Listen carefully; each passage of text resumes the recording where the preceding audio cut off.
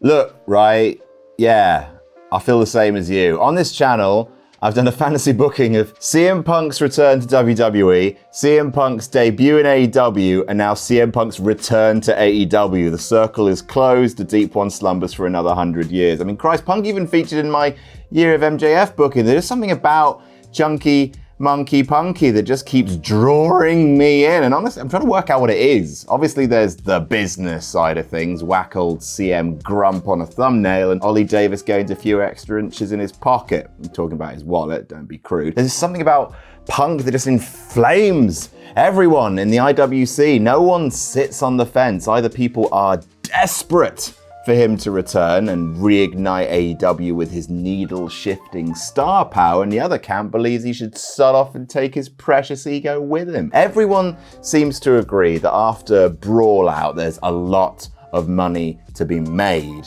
with Punk going back to AEW and the rough and tumbles that will ensue. But a lot of people can't agree if it's worth all that money to sow dissension in your locker room. On one hand, everyone, grow up, sit down, and talk like grown-ass adults. On the other hand, it is a bit rich to say that when the most publicly unprofessional out of all of them seems to be suffering no professional consequences for that. Couple all of this with the fact that even after the gripe bomb, hell, perhaps even because of it, I feel pretty confident in saying that CM Punk is the single best promo in wrestling today. Like, he's more naturally charismatic than even MJF. Compare the two men's pipe bombs. They both done pipe bombs against their own company. Punk's was a TV masterclass, and MJF's just seems a bit more stagey and theatrical in comparison. Even when moaning and saying incredibly petty things at a press conference, Punk has a supernatural way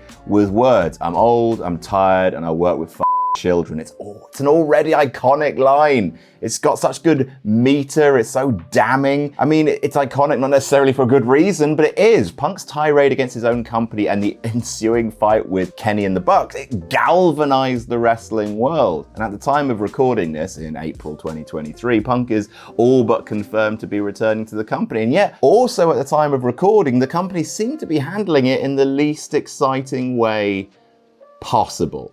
See, starting in June, AEW will reportedly be launching a new show, AEW Collision, to air on Saturdays and be fronted by Charles Montgomery Punk, with the current talk indicating that AEW will be initiating a sort of soft brand split with certain stars, aka The Elite, never leaving Dynamite, and certain stars, aka CM Punk, never leaving Collision. And legitimately, what the fuck are you doing? We want to see the pissy boys have their pissy little piss fight. We don't just want to see CM Punk. We want to see the messy little drama and chant our messy little chants and revel in the rare lightning in a bottle turbocharged meta reality smeared all over this wrestling by CM Punk, who built a career on doing this exact thing. These rosters are going to have to be in the same building for pay-per-views, aren't they? Are you just going to keep the Elite and CM Punk on different sides of the arenas forever? Can no one talk to each other and put their differences aside for a gigantic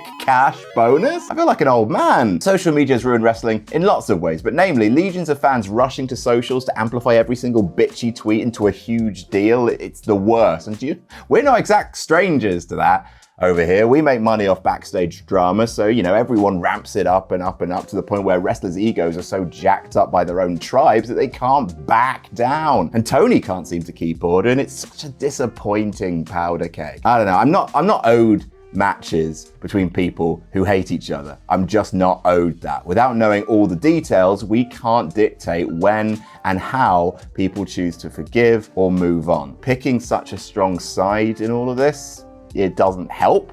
It makes things worse. It makes people dig their heels even deeper into the sand. Does my desire to see superheated wrestling trump the emotional and mental state of people in a situation I'm not fully aware of? No, absolutely not. From my limited perspective, does this seem like a solvable situation with tremendous upsides? Yes, that's all I can say, apart from sharing with you all the things I would like to see in a perfect world. It's wish fulfillment time. Let me have a go. So we start with Double or Nothing 2023 and the building blocks being set in place. Now here is what I would like to see. FTR versus The Acclaimed. Finally get this match and use it to turn FTR heel, including a spot where they hit Caster and Bowens with double GTSs. They cheat to win, screwing The Acclaimed out of their shot. Evil FTR! Yay! The correct FTR. To be honest, face FTR are also very good, but this way makes way more sense for the story that I'm about to tell. The Fatal 4 Pillars way in the demi-main event, a miscommunication happens between Darby Allin and Sting. The Stinger accidentally missed Darby. MJF hits him with the diamond ring, retains his belt. The main event is an Anarchy in the Arena match. Blackpool Combat Club versus The Elite, Kenny Omega and the Bucks, and Konosuke Takeshita. Adam Page isn't involved in this match. He was asked by the Elite, but he's still not ready to team up again after everything. A bunch of silly mayhem happens in the match. Takeshita jumps off a bunch of ridiculous things. The Elite fire, I don't know, Bryan Danielson out of a trebuchet. Jon Moxley goes full Begbie from Train Spotting, throwing pint glasses full of piss over his shoulder from the press box. The end of the match sees Kenny Omega preparing to do his Terminator dive when Cult of Personality hits and CM Punk walks out onto the ramp. That is distraction enough for Danielson to lock in the LeBell Lock with a screwdriver across Kenny's face for the tap-out win. Punk simply smirks and walks to the back, and Punk doesn't come back for another month. The Bucks and Kenny finish up their feud with Blackpool Combat Club, and the company pivots in booking to the return of Forbidden Door. Omega and Ospreay rekindle their feud. Jon Moxley lays out an open challenge. A triple tag match for the Trios Championships is set. House of Black versus Hiroshi Tanahashi, Yoshihashi, and Goto versus FTR and a partner of their choice to be revealed on the Go Home Dynamite on June 21st, which happens to emanate from Chicago. And of course, that person is CM Punk, who takes up the mic, looks like he's gonna speak, milks the crowd for ages before saying nothing, putting down the mic, and leaving without saying a word. Forbidden Door 2 Electric Boogaloo, and a rundown of this fantasy card. House of Black versus Punk FTR versus Tanahashi, Yoshihashi, and Goto, with Punk and FTR winning the Trios Championships. Will Ospreay versus Kenny Omega, with Ospreay winning the IWGP US Championship. MJF successfully defending the AEW Championship against Kazuchika Okada. Give it to me, I'm ready for it. Jon Moxley's open challenge being answered by a debuting Kota Ibushi. Hangman Adam Page competing for but failing to win the IWGP Heavyweight Championship from Tanada. Bryan Danielson versus Zack Sabre Jr. to determine who is going to win the Bryan Danielson Award for Best Bryan Danielson of the Year. It's a good show, all seems quiet, no backstage drama for now. So the next stretch of AEW booking is building to two major shows. All In at Wembley Stadium, oi oi, and All Out 2 weeks later, presumably followed by All Shake It All About 2 weeks after that. The Elite and Punk FTR are booked in a match for the Trios titles, the same titles the Elite were forced to vacate owing to the fight that took place following All Out the year before. The two teams come face to face in the ring, but are interrupted by Don Callis. Callis stands in the middle of the Elite, Punk and FTR, talks about how this company was founded on a bet. That's why they called it All In. Now here, Tony Khan thinks there's money to be made here. We're playing our first stadium, boys, so Khan's rolling the dice. But it's a big gamble, and this is a volatile situation. So here's the deal. You get your promo time separately. You can talk, and then you can talk. But that's it. There'll be no violence. Not until All In. If there's any physicality between any of you before then, the match is off, and each of you will eat a $250,000 fine to pay back the gate that you're throwing away. So it's all about delaying that gratification. Punk hasn't said a word since coming back. Not one word into the microphone. The Elite get to speak first. Young Bucks cutting a promo. Next week, FTR cut their promo. Then the next week after that, Kenny speaks. And then finally, CM Punk. They're all saying things we already know, but filling in some of the blanks as to what happened on that fateful night. Punk's promo is obviously the most incendiary. At the end of the day, I tried making friends, I tried making memories, and now I'm just gonna make money.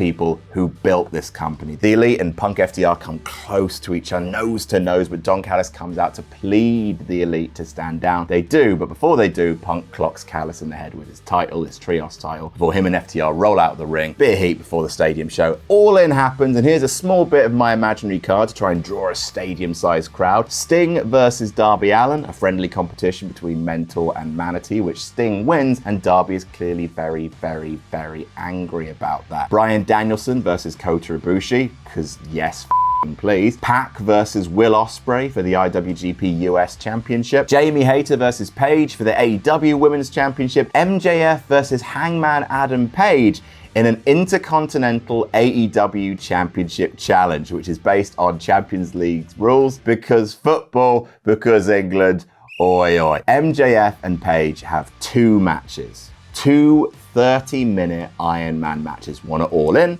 one at All Out. Whoever gets the most total points after the second match wins the championship. This is so Page can go something like 2-1 up on the first night. Big happy achievement moment for Hangman in the stadium, because people are going to love Hangman over here. Trust me, they really, really are. But then he can lose 3-2 at All Out. The main event of All In, of course, is Punk FTR versus Kenny Omega and Young Bucks, because give the people what they want. Then take away what they want by having Punk and FTR cheat to win, bashing Kenny and Bucks with the belts. This builds to All Out. Shortly afterwards, with the following matches, Sting versus Darby Allin 2, with Darby turning heel beforehand and then beating Sting to see Sting broken-hearted, walking away from the company for a few months, because that's what Sting does when a promotion breaks his heart. FTR versus the Young Bucks, the third match, a 2 out of 3 falls match for the AEW tag titles, which the Young Bucks win. CM Punk versus Kenny Omega, 1-on-1. Kenny Omega wins that. And the main event is the second match in the series, MJF versus Hangman Page, which ends when CM Punk helps MJF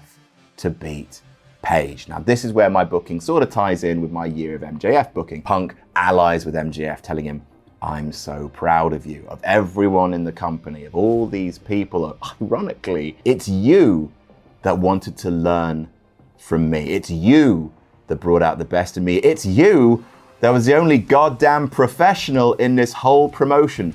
Tony Khan. Punk vows to help MJF keep the AEW championship until MJF's contract expires, just like Punk did in WWE. They form a supergroup, CM Punk, FTR, MJF, the CM Pinnacle. An Avengers assemble of purely grumpy sods of professional wrestling. All that's left is them to be managed by Jim Cornette, and you have the perfect nexus of irascible wrestling. They won't be managed by Jim though, please.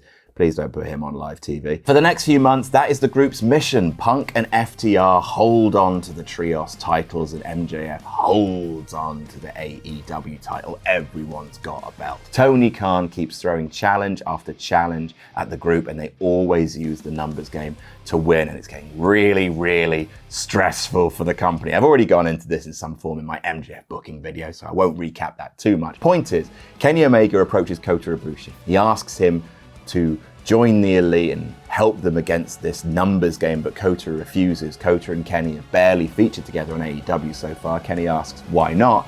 And Kota simply replies, you left. The Elite find themselves constantly outnumbered, and that is when Hangman Adam Page finally reunites with the Elite. This threat binds them all together like none other in company history. This poison at the heart of AEW needs to be cut out. The go-home show before Full Gear is a promo battle between Punk and Page, a rekindling of the promo that bizarrely started this whole thing last year on the 25th of May. Now, we're at Full Gear and a blood and guts match. MJF, Punk, and FTR versus the Elite and Hangman Adam Page. During the match, FTR cut the ropes in between the two rings, creates more of a fight pit, but also it neutralizes Page's buckshot lariat. At the end of the match, sees Omega hit MJF with the one-winged angel, the Bucks hit FDR with brain busters, and then as CM Punk slowly gets to his feet, the Bucks swing Adam Page around with a kind of double arm drag to simulate him flipping over the ropes, and he nails Punk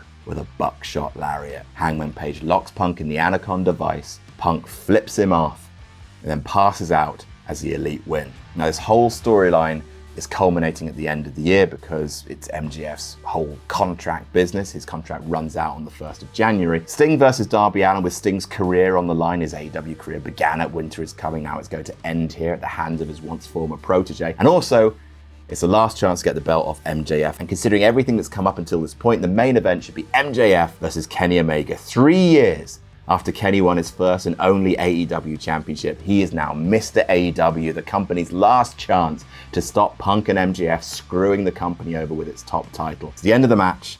The ref goes down. Punk and FTR make their impact, but instead of Bucks making the save, it's Kota Ibushi. Him and Kenny hit golden trigger on MJF.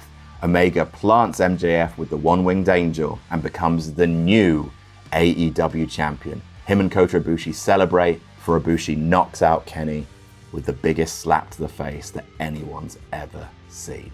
MJF re-signs with AEW out of humiliation, and he turns on CM Punk. Why? Because, says MJF, because, you stupid old man, I'm a snake. Final chapter is Revolution, which is sold on the dual main event, all about allies imploding. Punk versus MJF in a loser leaves Dynamite match. MJF beats Punk, and he's banished to Collision. Kota Ibushi versus Kenny Omega as the Golden Lovers try to destroy each other. Ibushi beats Kenny to become the new AEW champion. And from that point on, you can do your brand split, separate everyone involved in Brawl out after making pretty much all the money that can be made from pairing these people against each other. And that is how I would book CM Punk's AEW return. Won't happen in a million years, but sod it. It's nice to imagine that wrestlers might get on long enough to do something like it. What else do you want me to fantasy book? Also, you can check out last month's booking, Brock Lesnar's retirement, right now. Here's a little clip of that now. Jam that jam. Now, a lot of you will be aware that Brock is one of my favorite wrestlers of all time. Even during his bored Brock stage, I had a lot of time for him.